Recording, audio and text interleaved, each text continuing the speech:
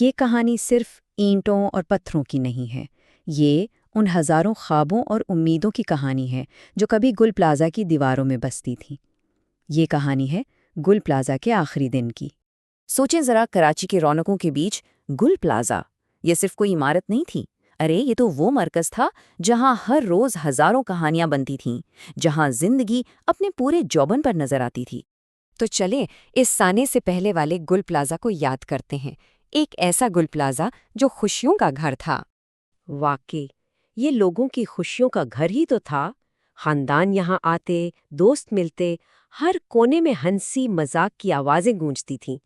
یہ صرف شاپنگ کی جگہ تھوڑی تھی، یہ تو یادیں بنانے کی جگہ تھی۔ اور وہ دکانوں کی روشنیاں وہ صرف سامان کو نہیں چمکا رہی تھیں، وہ تو ان دکانداروں کی امیدوں کو روشن کیے ہوئے تھیں جنہوں نے اپنی پوری زندگی کی کمائی وہاں لگا دی تھی۔ اسی لیے تو گل پلازا ہزاروں لوگوں کے لیے زندگی کی امید تھا۔ ہر کسی کا مستقبل اسی سے جڑا تھا، ہر کسی کا ایک ہی خواب تھا کہ اپنے گھر والوں کے لیے ایک بہتر کل بنا سکیں۔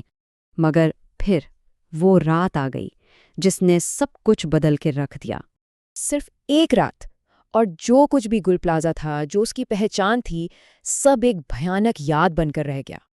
اور جانتے اس تباہی کی شروعات کہاں سے ہوئی؟ یقین کرنا مشکل ہے، ایک چھوٹی سی چنگاری سے۔ کہتے ہیں کہ وائرنگ میں کوئی مسئلہ تھا۔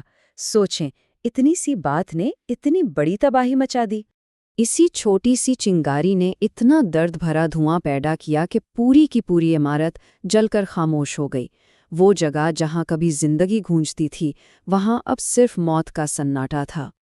آگ تو چلو بجھا دی گئی، لیکن وہ اپنے پیچھے جو چھوڑ گئی، وہ بکھرے ہوئے سپنوں کی ایک دل دہلا دینے والی کہانی ہے۔ یہ جو نظر آ رہا ہے، یہ صرف جلی ہوئی دیواریں نہیں ہیں، یہ جلے ہوئے خواب ہیں، راکھ بنی امیدیں ہیں۔ یہ اس مستقبل کا ملبہ ہے جو اب کبھی نہیں آئے گا۔ اور یہ بات سمجھنا بہت ضروری ہے کہ آگ نے صرف ایک بلڈنگ کو نہیں جلایا، اس نے تو ان تمام لوگوں کی زندگیاں جلا ڈالیں جو اس سے جڑے ہوئے تھے۔ اس سانے کی جو انسانی قیمت ہے نا، وہ بہت بھاری ہے۔ دکانداروں کا تو سب کچھ ہی لٹ گیا، ان کی زندگی بھر کی کمائی ایک رات میں خاک ہو گئی، خاندانوں کے خواب راکھ بن گئے، اور سب سے تکلیف دہ بات، بہت سے لوگ آج بھی لاپتہ ہیں۔